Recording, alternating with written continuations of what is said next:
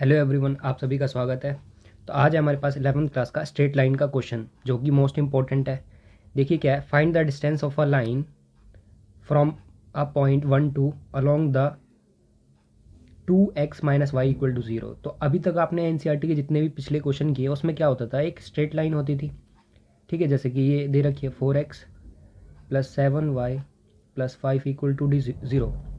और एक पॉइंट होता था जैसे कि यहाँ पे है 1 2, तो आप इसका डिस्टेंस निकालते थे जो होता था परपेंडिकुलर डिस्टेंस, राइट। और इस इक्वेशन की लाइन भी दे रखी है, बट यहाँ पे क्या है, थोड़ा क्वेश्चन ये अलग है। आपको ये डिस्टेंस नहीं निकालना है, ये परपेंडिकुलर नहीं है। आपको ये चीज़ समझनी होगी कि ये पॉइंट परपेंडिकुलर नहीं है, एक लाइन है। जैसे कि मान लीजिए ये लाइन जा रही है और इस लाइन की इक्वेशन भी दे रखी है। तो ये है 2x minus Y equal to 0।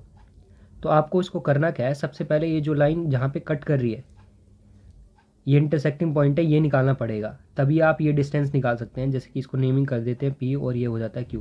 तो आपको डिस्टेंस निकालना है पी क्यू का।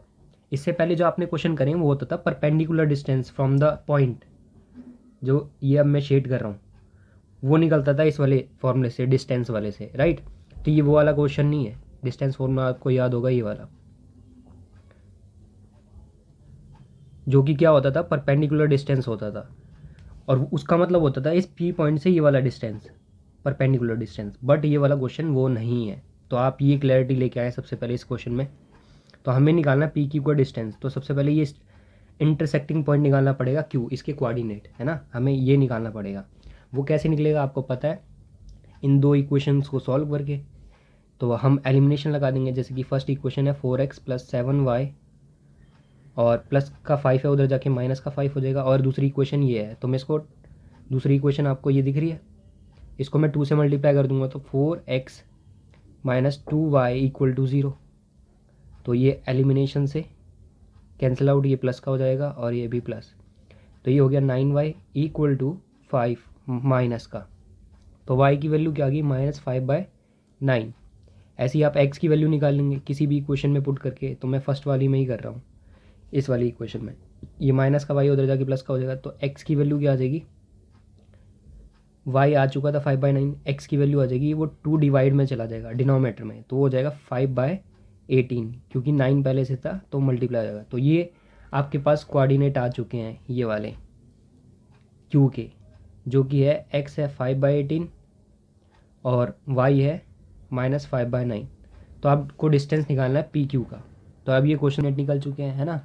तो डिस्टेंस का फॉर्मूला लगा देंगे नॉर्मल पी क्यू।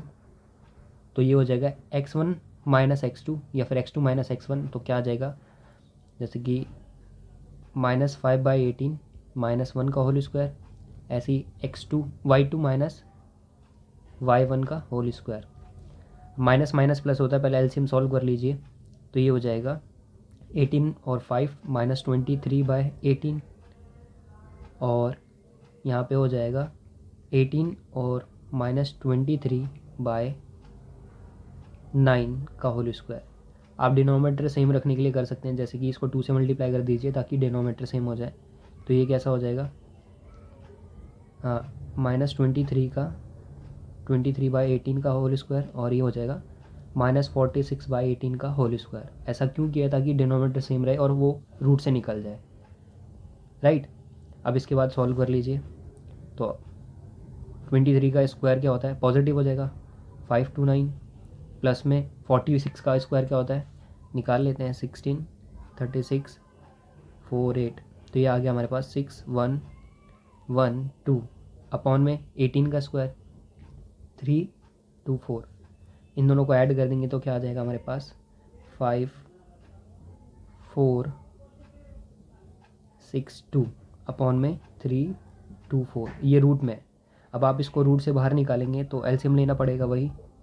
तो 5 से कर लेते हैं पहले, 529, और वो 529 होता है 23 का, मतलब 23 आ जाएगा, और अपॉन में अंदर रह जाएगा 5, और 384 होता है 18 का, और डिस्टेंस लिखेंगे यूनिट में। तो ये आपका फाइनल आंसर है। तो इस क्वेश्चन में समझना यही था कि जो डिस्टेंस है परपेंडिकुलर नहीं निकालना है आपको, ठीक है। अब ये कैसे पता चलेगा, कैसे, ये आप सिंपली समझ सकते हैं। जब इन दोनों लाइन, जो ये दो लाइन की इक्वेशन दे रखी है, एक ये वाली और एक ये, क्या इन दोनों का स्लोप का मल्टीप्लाई -1 आ रहा है, नहीं आएगा। इसका स्लोप कितना आएगा, इसका स्लोप आएगा -4/7, है ना। और इसका स्लोप क्या आएगा, इसका स्लोप आएगा आपका 2। क्या इन दोनों का मल्टीप्लिकेशन -1 के इक्वल है? क्योंकि तभी तो लगता है, परपेंडिकुलर होता है मतलब -1 के इक्वल आना चाहिए दोनों का स्लोप का प्रोडक्ट, तो ये नहीं है। इस तरीके से आप समझ सकते हैं। तो मिलते हैं अगली वीडियो में। आई होप आपको समझ में आया होगा।